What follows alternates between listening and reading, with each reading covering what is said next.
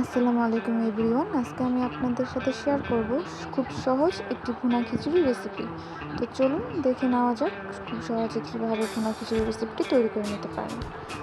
খিচুড়িটি তৈরি করার জন্য আমি এখানে প্রথমে হাফ কাপ পরিমাণ পেঁয়াজ নিয়ে নিয়েছি। পেঁয়াজটিকে তেলে খুব ভালোভাবে ভেজে নিতে হবে। পেঁয়াজটা বাদামি কালার হয়ে আসলে আমি এখানে দিয়ে নেব 2 টেবিল চামচের মতো আদা বাটা এবং রসুন বাটা। আর দিয়ে নেব হচ্ছে 1.5 টেবিল চামচের মতো হলুদ মরিচের গুঁড়া, ধনিয়া গুঁড়া এবং জিরা গুঁড়া।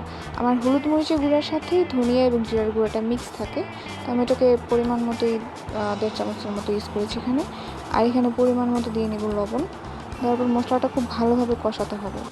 তারপর আমি এখানে দেব 1 টেবিল চামচের মতো শাহি মশলা, যেটা আমি ঘরে নিজে তৈরি করে নিয়েছি। এখানে দিয়ে নেব গোটা মশলা, দারুচিনি, এলাচি এবং লবঙ্গ। তারপর এই মশলাটাকে আমি খুব ভালোভাবে কষিয়ে নেব অল্প একটু পানি দিয়ে।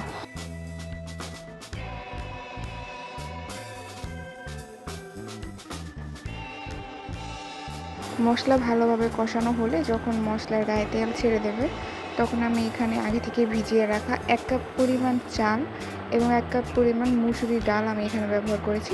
এই চাল আর ডালটা আমি এখানে দিয়ে দেবো কষানোর জন্য।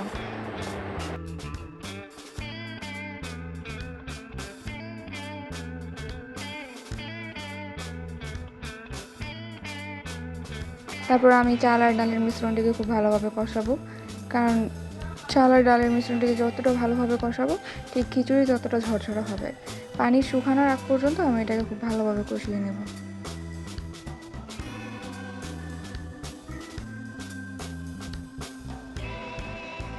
এখানে দেখতে পাচ্ছেন আমি চাল কষানোর জন্য যতটুকু পরিমাণ পানি ইউজ করেছিলাম সম্পূর্ণ পানিটা শুকিয়ে গেছে। এখন আমি চালটা সিদ্ধ হওয়ার জন্য মেজারমেন্ট কাপে 3 কাপ পরিমাণ পানি ব্যবহার করব।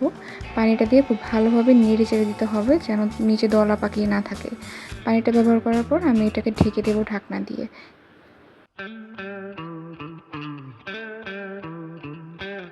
দেখতে পাচ্ছেন খিচুড়িটা কী পরিমাণ ঝরঝরে হয়েছে। এখন খিচুড়ির গায়ে যতটুকু পানি লেগে আছে সেই পানিটুকু শুকানোর জন্য আমি চুলার আঁচটা লো হিটে রাখবো এবং খিচুড়িটি ঢাকনা দিয়ে ঢেকে দেবো। ঢাকনা দিয়ে ঢেকে আমি 10 মিনিটের জন্য খিচুড়িটির দম দেবো। দম দেওয়ার পর দেখুন খিচুড়ি কী পরিমাণ ঝরঝরে হয়েছে।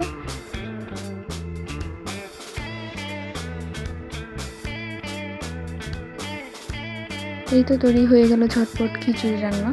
এই রেসিপিটি যদি আপনাদের কাছে ভালো লেগে থাকে তাহলে আমাদের চ্যানেলটিকে সাবস্ক্রাইব করবেন, লাইক কমেন্ট করে পাশে থাকুন। আল্লাহ হাফেজ।